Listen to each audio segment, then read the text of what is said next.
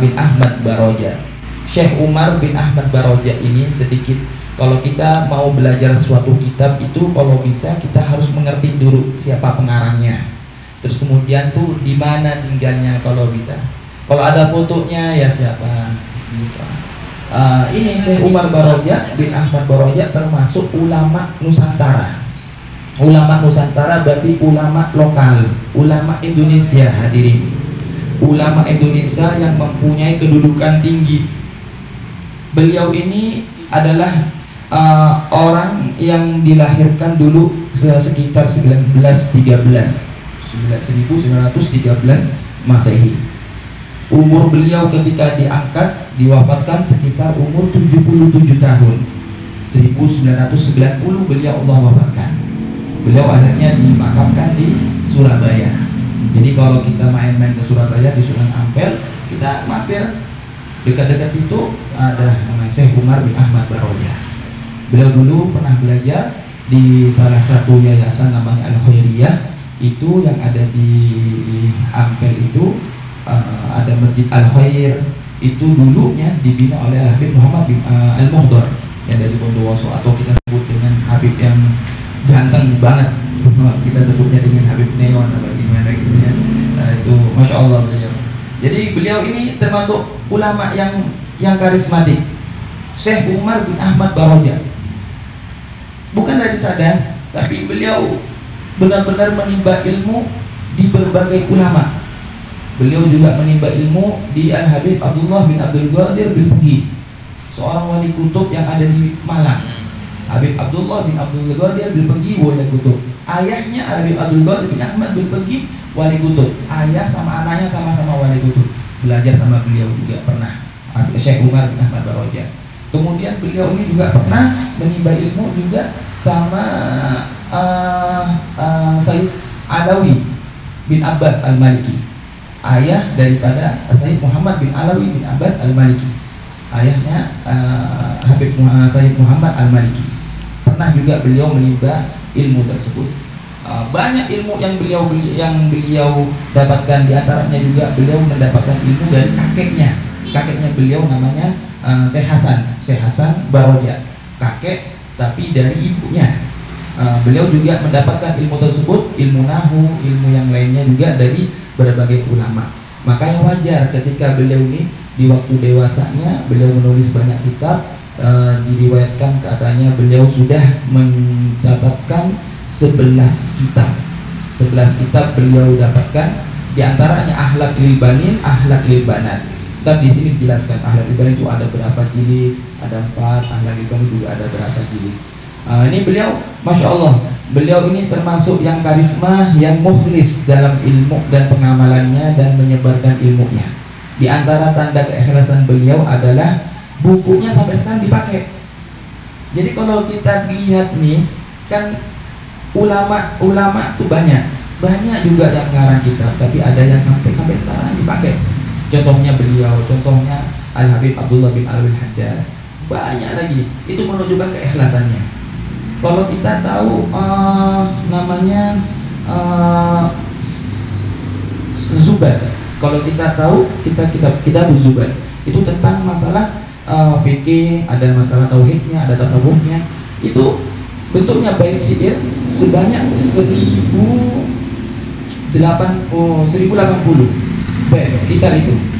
Itu ketika beliau itu membuat, Ibnu Ruslan itu membuat, beliau langsung dimasuk ke botol kemudian dibuang. Habis dibuang ke laut. Terus ditanya sama teman-temannya, "Loh, kok dibuang?" Ya, kalau itu ikhlas, kalau yang aku tulis itu ikhlas karena Allah, maka ilmu itu akan tersebar. Subhanallah, tersebar. Yang mampir di mana nggak tahu itu. Akhirnya orang itu memperbanyak daripada Zubat tersebut. Ini menunjukkan keikhlasannya orang-orang zaman dulu ketika membuat kitab. Makanya wajar sampai sekarang masih dipakai, masih difatihahkan. Jadi kalau kita disebutkan ulama itu orang itu mati, tapi kalau ulama nggak mati, maksudnya nggak mati gimana? Ya ini kita masih mengingat namanya Syekh Umar bin Ahmad Baroja, masih ingat Al-Habib Abdullah bin Alwi Haddad, kita barusan baca, masih seakan-akan beliau ada di sini. Makanya dianggapnya tidak mati. bukan jasad dia mati, bukan, tapi karena seakan-akan hadir di tengah-tengah kita. Nah, itu penting.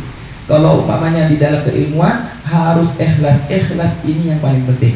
Karena dalam hadis disebutkan al-alimun al-halka. Orang yang alim itu semuanya binasa. Lu kok bisa? Illal amilun, kecuali mereka yang mengamalkan. Alim saja nggak cukup kecuali sampai mengamalkan. Al-amilun halka katanya. Yang mengamalkan juga binasa. Alim, amil, binasa juga. Ternyata ada lagi satu syaratnya yang terakhir, al-mukhlisun.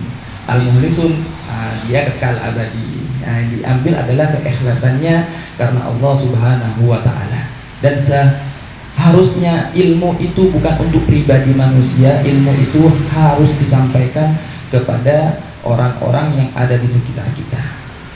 Kita pada malam hari alhamdulillah kita sama-sama ingin mendapatkan keberkahan dari beliau Syekh Umar bin Ahmad Baroja. Kita ingin menggali ilmu-ilmu beliau, apa yang beliau ucapkan di dalam kitab ini. Di mukaddimah seperti ini beliau, saya ringkas saja ini. Ini beliau itu membuat kitab ini katanya. Ini dikarenakan karena pertumbuhan, karena akhlak yang untuk anak kecil itu di masa pertumbuhannya itu adalah perkara yang sangat penting sama sekali. Benar-benar penting katanya beliau. Kenapa disebutnya penting? Karena kalau umpamanya akhlak itu ada di dalam diri anak, maka di masa depannya dia akan menjadi orang yang bahagia. Tapi kalau umpamanya akhlak itu tidak ada di dalam diri anak, maka ketika dia dewasa, dia mempunyai masa depan yang tidak bahagia. Kalau kita lihat zaman sekarang ini, pendidikan fokusannya sama pendidikan.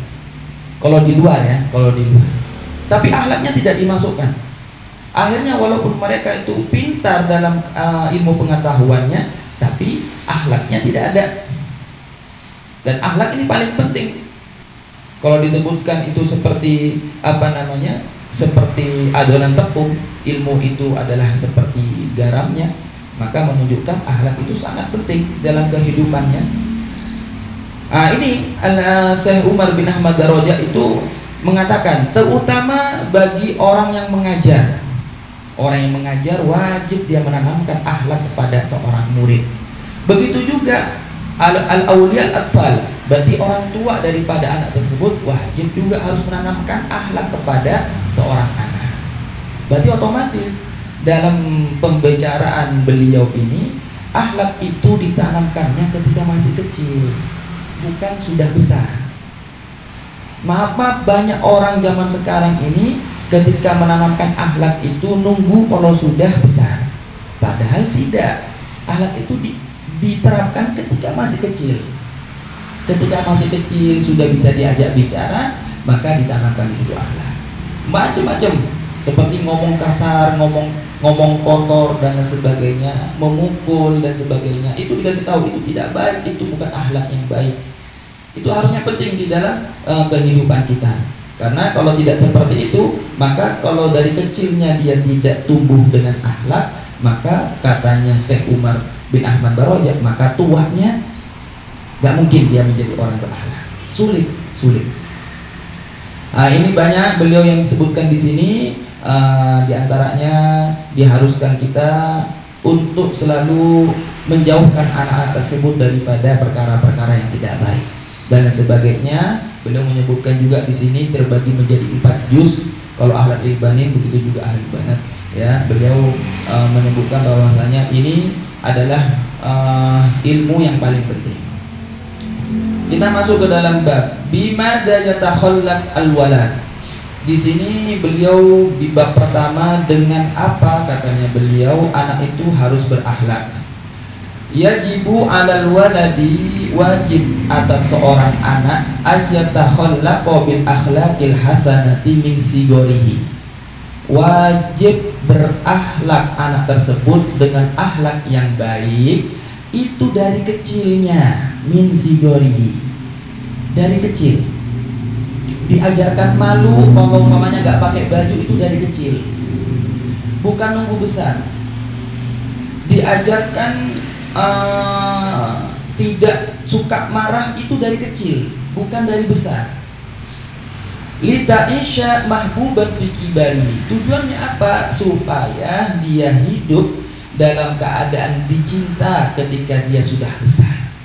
Karena kalau wajarnya orang kalau kita nih ketemu dengan orang yang punya akhlak, senang. Kalau kita ketemu dengan orang yang tidak berakhlak sama sekali, gak suka. Wajarnya orang. Gak mungkin ada orang saya lebih suka ketemu sama orang yang gak berakhlak, Habib. Gak ada. Wajarnya dan normalnya adalah senang dengan orang yang berakhlak. Yarda anhu rabbuhu. Kalau orang berakhlak itu akan diridhoi oleh Allah Subhanahu wa taala. Wa yuhibbuhu ahluhu. Keluarganya pasti mencintai dia. Wa jami'un nas, begitu juga semua orang yang ada di sekitarnya akan senang dengannya karena dia mempunyai akhlak yang baik. Sebagaimana di dalam hadis itu disebutkan timbangan yang paling berat di akhirat nanti itu di mizan adalah al-akhlaqul hasanah, yaitu akhlak yang baik. Jadi akhlak yang baik ini benar-benar mulia di hadapan Allah Subhanahu wa taala. Makanya Nabi aja diutus di muka bumi ini untuk menyempurnakan akhlak yang baik. Itu menunjukkan tanda kunci bahwasanya akhlak yang baik itu adalah sesuatu yang paling mulia.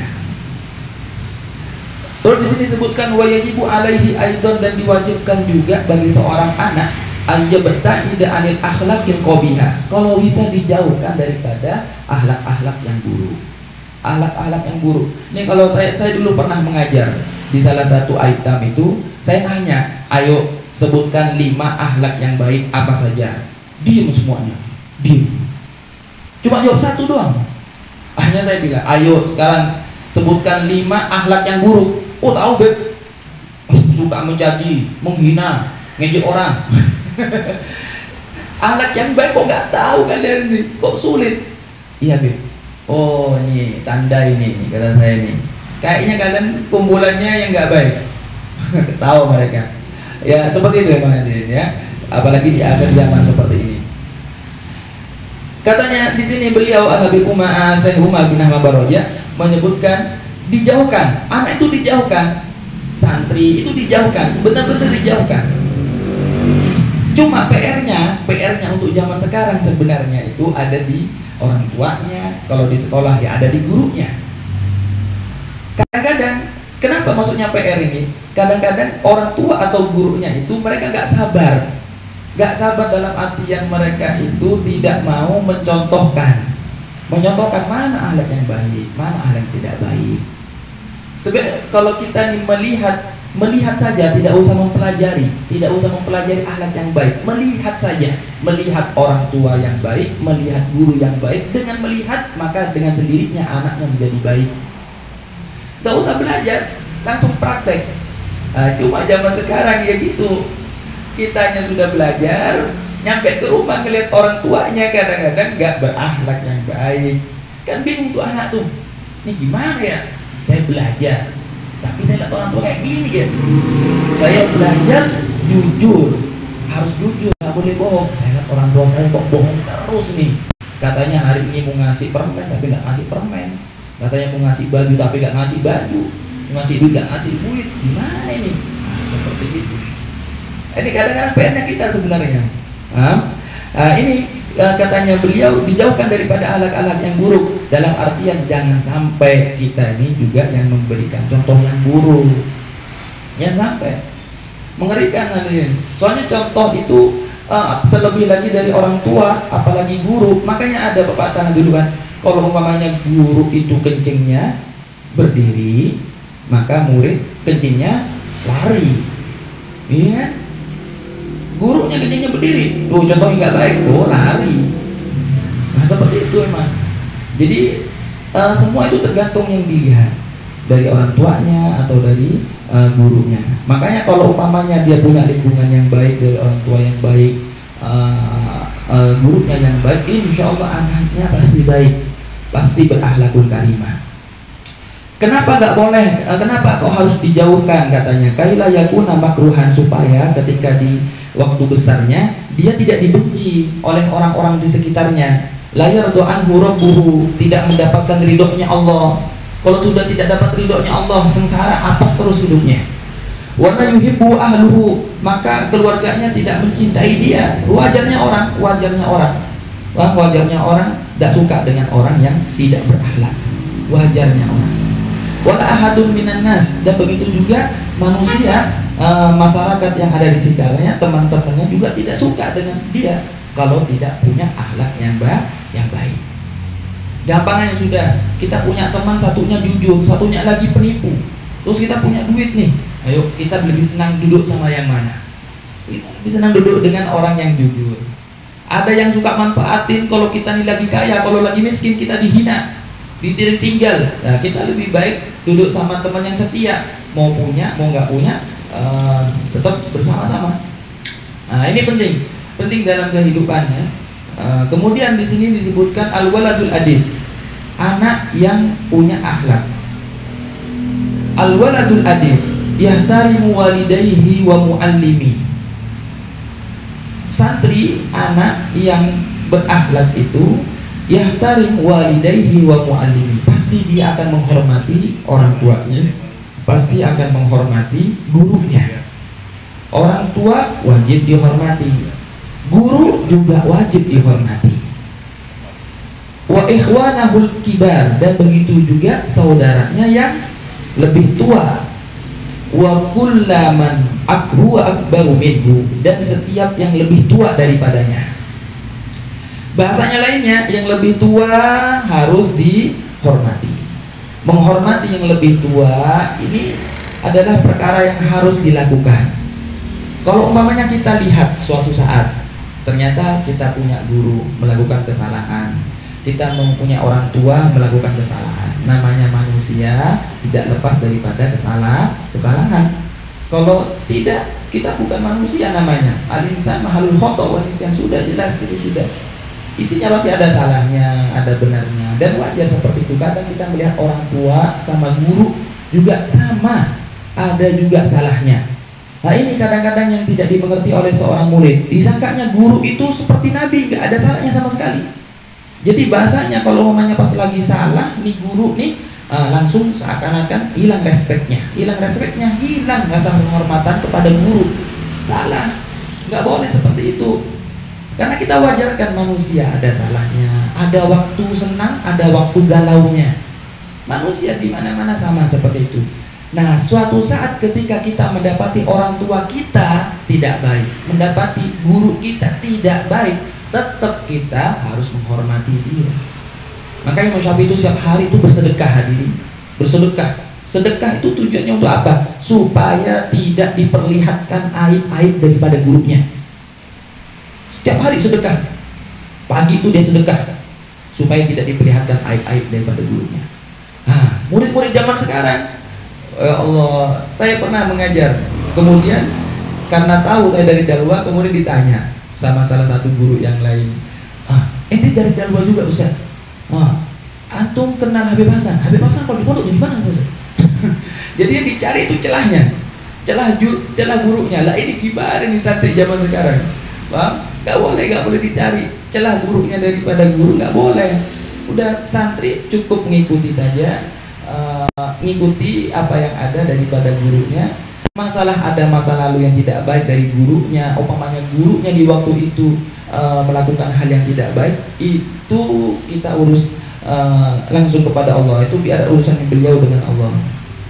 Kita tetap sebagai seorang santri ya tetap harus menghormati apapun keadaannya. Orang tua juga sama seperti itu. Kadang-kadang maaf ini kita mendapati murid-murid kita juga ketika sama orang tuanya yang lain, orang tuanya teman, dia benar-benar menghormati, tapi orang tuanya sendiri tidak dihormati. Ini juga PR juga bagi kita semuanya. Orang tuanya sendiri tidak dihormati, tapi orang tua orang lain, teman itu dihormati. Ini juga salah juga dia. Jadi yang dimasukkan di sini yang penting lebih tua daripada kita, terlebih lagi orang tua, terlebih lagi adalah guru. Jadi jangan sampai umumnya kalau kita bertemu dengan orang yang lebih tua, kita langsung sok-sokan karena kita umumnya lebih berilmu daripada dia. Jangan, tetap kita hormati karena beliau, karena orang tersebut lebih tua daripada kita. Dihormati, ya kita ambil husnudonnya. Ini lebih tua daripada kita, berarti dia lebih banyak amalnya daripada saya. Saya hidup baru 20 tahun umpamanya, dia hidup sudah 70 tahun, ya jelas dia 70 tahun beribadah lebih banyak dari saya. Harus seperti itu. Jangan tidak, wah 70 tahun nggak mondok, tapi saya 20 tahun saya sudah mondok, lebih mulia saya. Nah, ini nggak baik, seperti itu nggak boleh. Tetap kita harus hormati, cium tangannya kalau perlu. Kalau yang laki-laki sama laki-laki. Kemudian kalau yang lebih tua itu tadi harus dihormati. Kalau yang lebih muda, wa yarhamu ikhwanahu sigor, menyayangi saudaranya yang lebih kecil. Wa kullaman huwa asgharu minhu, dan siapapun yang lebih kecil daripada dia umurnya harus disayangi, dirangkul, disayangi. Jangan ditindas. Ini di sekolah-sekolah umum, ya Allah, ada namanya apa ya? Ospek. Apa itu namanya kalau kita masuk ke lembaga yang baru, kemudian kita diuji di situ tuh. Itu saya soalnya pernah masuk dalam hal tersebut. Itu sampai apa namanya? Ini waktunya kita penindasan ini. Mumpung kita sudah jadi senior, kita tindas yang baru-baru nih. Ini sebenarnya nggak baik seperti itu. Aslinya nggak baik. Tapi kalau bisa disahkan tidak ngerti sudah. Kalau di pondok juga nggak boleh seperti itu ya, nggak boleh seperti itu. Kadang-kadang kita mendapati teman-teman kita, anak-anak kita, murid-murid kita seperti itu, kita larang. Nggak boleh menindas yang lebih kecil atau lebih lemah daripada kita. Mentang-mentang kaya, terus kita punya saudara miskin, umpamanya kita tindas dia. Karena mentang-mentang kaya dia, kita suruh dia jadi budak dan sebagainya, itu nggak boleh, nggak boleh. Manusia itu harus saling menyayangi, dirangkul. Jangan mentang-mentang umpamanya mondok terus ketemu dengan orang yang suka mabok, suka main judi umpamanya gitu ya. Terus kita melihat dengan pandangan hina, itu nggak boleh. Wah bagusan saya, kalau saya kan nggak mabok, dia mah mabok deh. Itu nggak boleh seperti itu. Kenapa? Karena kita nggak tahu nih akhirnya gimana Allah balikkan dia jadi orang yang baik, terus yang baik Allah balikkan jadi yang buruk, kita nggak tahu. Kita nggak tahu, akhir kita nggak tahu. Makanya nggak ada kesempatan kita tuh untuk menghina, meremehkan, merendahkan, nggak boleh. Jadi semuanya harus dirangkul, semuanya harus disayangi. Kemudian waisduku fi kalamihi, disebutkan waisduk fi kalamihi. Anak itu yang beradab dan berakhlak itu yasduk fi kalamihi, itu pasti jujur ngomongnya. Oh ya Allah, ini kalau masalah jujur zaman sekarang ini ngeri, zaman sekarang ngeri. Bisa dikatakan banyak bohong. Tapi kalau ditanya anak-anak kenapa kok bohong, ya karena melihat yang atas-atasnya juga bohong. Pemerintah apalagi ntar nih bulan September dan sebagainya, ini acara-acara kampanye ini, siap-siap nih banyak yang bohong benar tuh. Jadi jangan senang dengan janji-janji seperti itu pasti bakalan tidak dikerjakan lama-lama itu. Nah, itu mengerikan ya, mengerikan. Sampai dulu Nabi Muhammad itu pernah mendapati seorang ibu nih. Bayangkan ini dari bahayanya bohong. Ibu ini mendapati anaknya nangis rewel. Katanya ibunya, iya ya nak, diam nak, habis ini tak belikan permen. Terus Nabi Muhammad lewat di situ. Kamu benar mau belikan permen? Apa tidak? Iya, saya habis ini mau belikan permen. Katanya ibu tadi. Apa kata Nabi Muhammad? Seandainya kamu bilang mau belikan permen untuk anaknya yang nangis supaya diam, kemudian kamu gak belikan, ketahuilah bahwa kamu itu bohong dan mengajarkan bohong kepada anaknya. Itu masih kecil. Seperti itu dia gak bohong. Apalagi janji-janji yang gak jelas itu ya. Janji ini, janji itu demi mendapatkan suara. Jadi kalau kita dapetin janji-janji seperti itu udah usah dihiraukan, pasti banyak bohongnya. Wasduku fi kalamihi, ini Nabi Muhammad juga termasuk manusia yang dianggap paling jujurnya orang.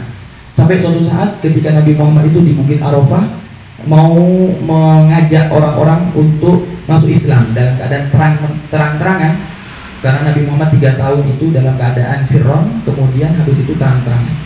Waktu terang-terangnya Nabi Muhammad ini mengajak, ayo kumpul semua kumpul.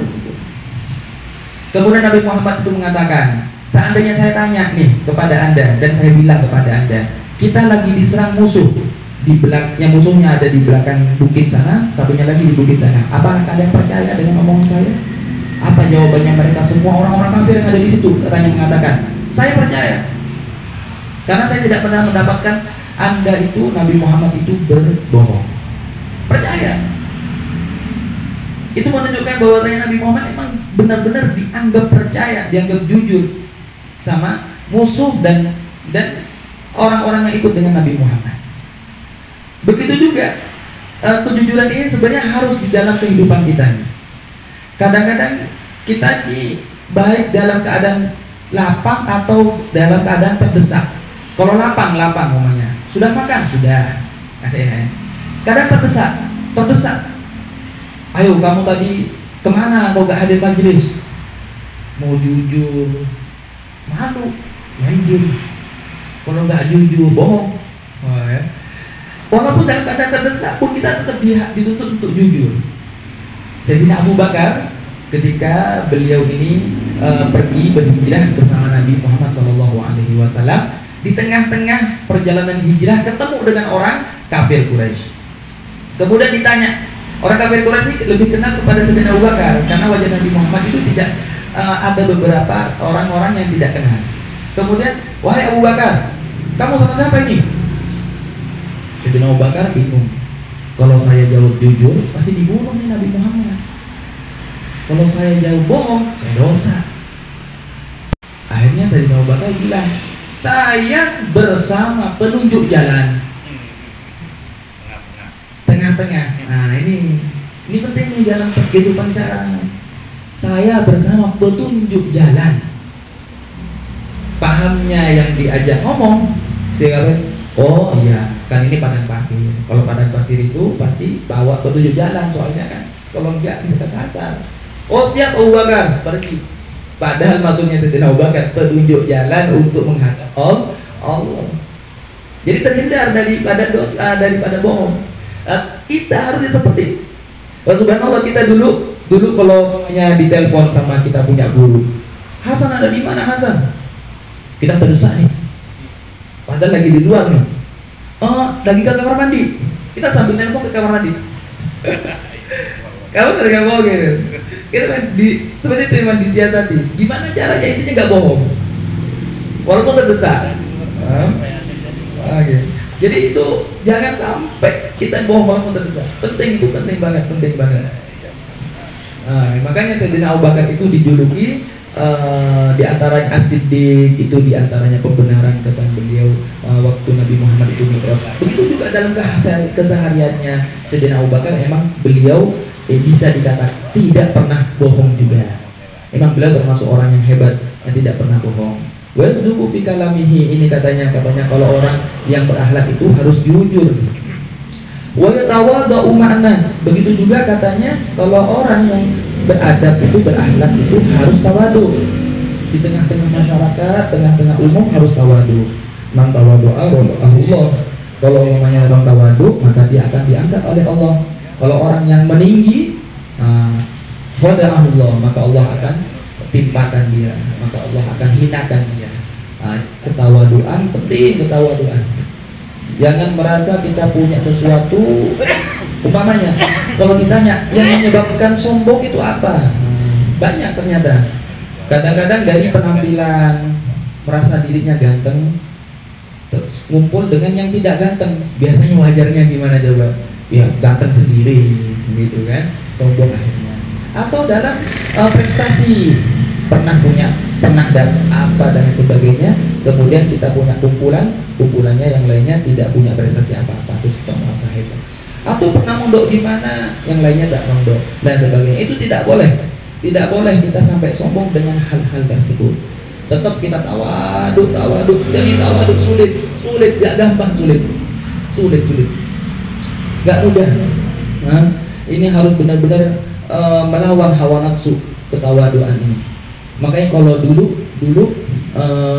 Habib Segaf bin Hasan Baharun sering mengatakan beliau itu mendapatkan ilmu ini dari ayahnya Habib Hasan. Jadilah manusia itu dimanapun Anda berada seperti angka yang paling kecil. Yang paling kecil itu kalau dilihat yang nol. Terus ditanya maksudnya apa? Maksud nol ini adalah ketika di suatu saat kita berada di tempat ternyata gak dihargai, dihina, gak diajak makan dan sebagainya, gak dihargai. Terus kita bilang dalam hati kita, ya wajarlah kan, saya kan nol, wajarlah. Kalau suatu saat kita berada di tempat ternyata dimuliakan, salaman semuanya, jumpa lah balik, dipeluk dan sebagainya, foto-foto. Kita balikkan lagi ke tadi rumusnya, kok bisa ya orang ini pada salaman, kan saya nih nol. Dia terus menjaga dirinya, tetap tawadu. Itu penting dalam hidup. Penting. Tawadu itu penting.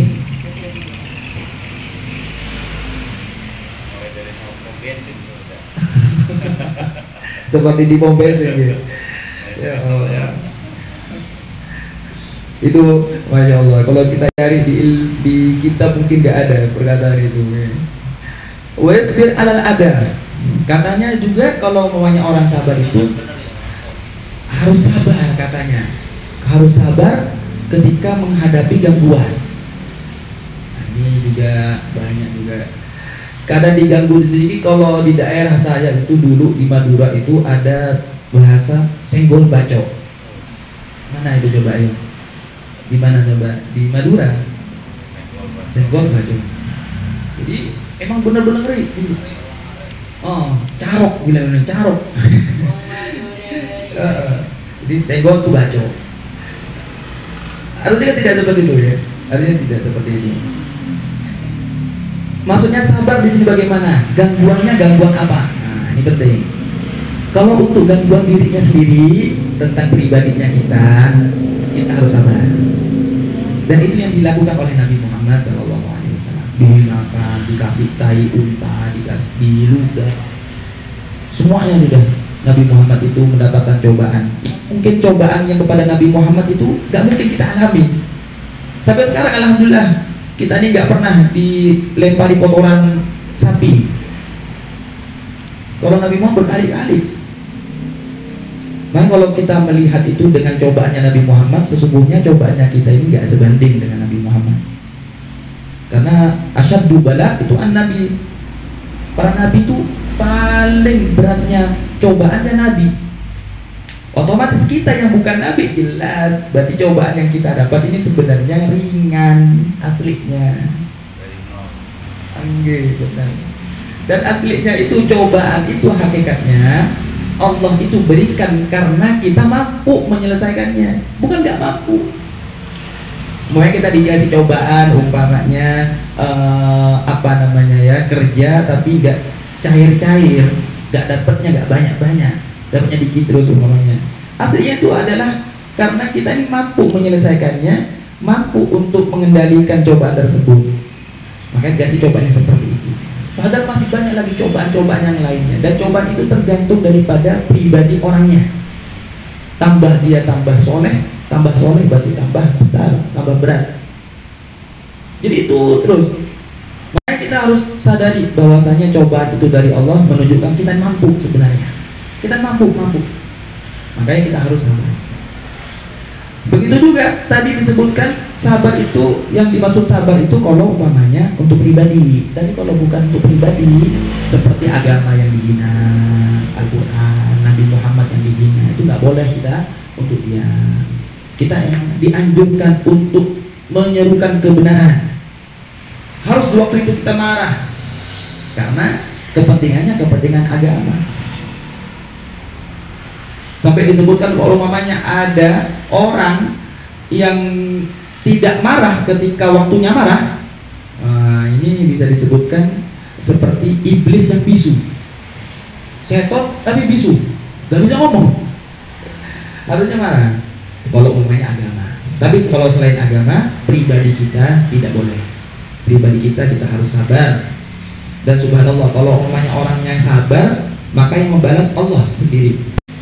Lebih baik Allah yang membalas daripada kita yang membalas.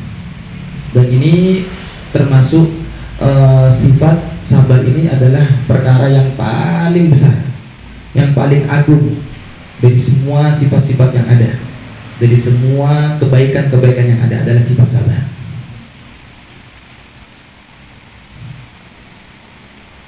Wala yuqati aulad. Begitu juga katanya tidak diperbolehkan untuk memutus silaturahmi, memutus hubungan dari pertemanan anak-anak, itu tidak diperbolehkan kalau pengen menjadi orang yang berakhlakul karimah. Makanya kita dianjurkan untuk saling silaturahmi. Katanya janjinya Nabi, kalau orang bersilaturahmi itu maka dia akan dimudahkan rezekinya dan dia akan ditangguhkan umurnya. Biasanya umurnya panjang dan biasanya rezekinya lancar.